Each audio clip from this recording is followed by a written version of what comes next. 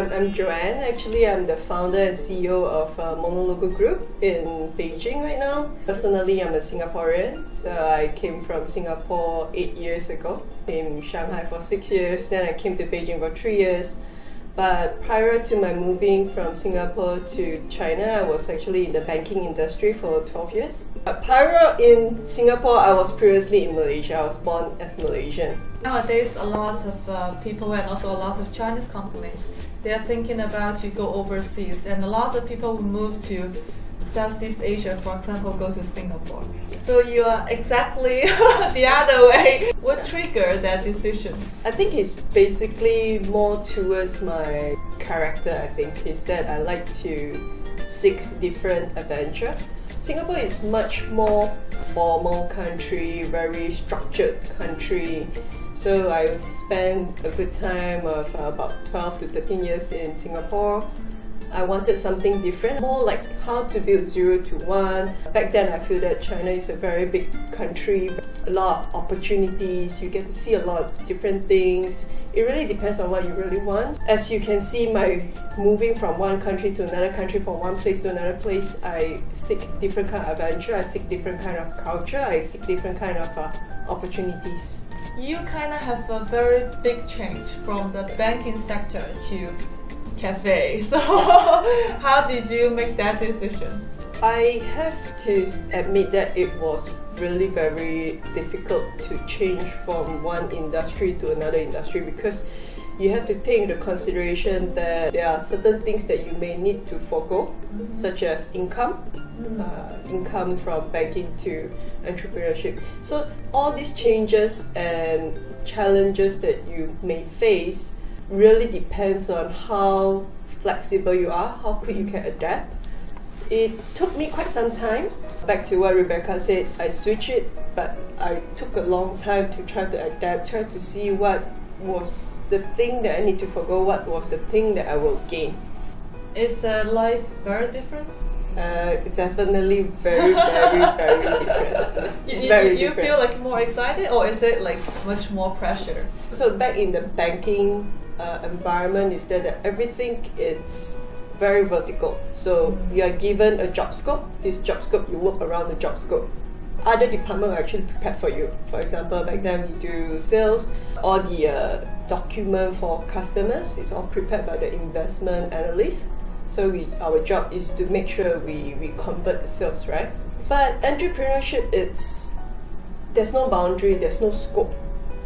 You have to figure out from the smallest details to the biggest details. So example, even where we go for an event, what kind of things that we may face, how do you make sure that the payment goes through? You have to prepare everything, you have to make sure that you have everything.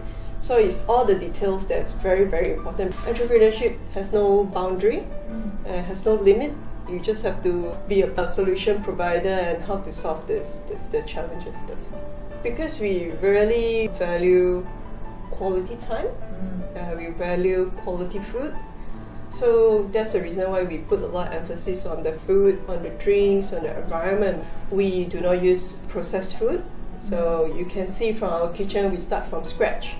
Right, we start from flour and then the butter, and then all is based on baker's techniques, the roaster technique. We don't do it just because we want speed. We want to produce quality food for you. Monologo is still one of the most popular cafe in Beijing. What makes it that popular? What keep attracting people to come here?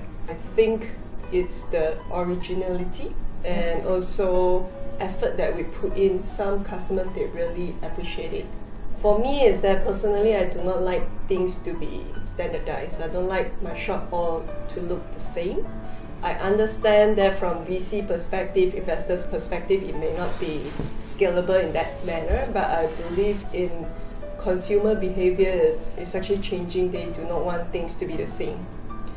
So that's what is in my mind till today. Certain things I will remain the same. For example, the work that we do to produce a product, we need to have standardized product, which means the quality is the same at whichever shop that you're going.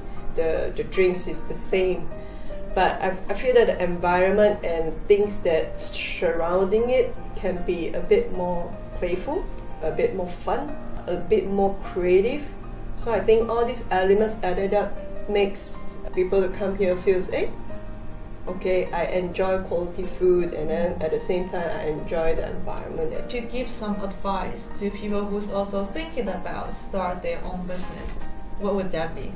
Being an entrepreneur, there's no right, there's no wrong, but most importantly is that you have to understand yourself. What's your strength and what's your weaknesses? So the strength that you have, does it really outstanding? Able to create a difference, able to execute certain things to be different? If you understand yourself well enough, then when you have an idea, how do you really leverage on yourself, your skills to execute your idea is very important. And what's your weaknesses? Can you actually get somebody to handle your weaknesses is very important, because it's like a partnership. Entrepreneurship is really understand in and understand out. What can you create? And if you believe in what you can create, to me is just go ahead and do it. Don't wait for 100%. When you have 80% in plan, you just execute it. As you go along, you optimize it, you fine tweaking it, you find the way that is more applicable to that time in stage. So there's no like perfect plan. I don't believe in perfection. Best wishes, and I hope soon we will see more and more IPs and new products from you. 谢谢，谢谢，thank you.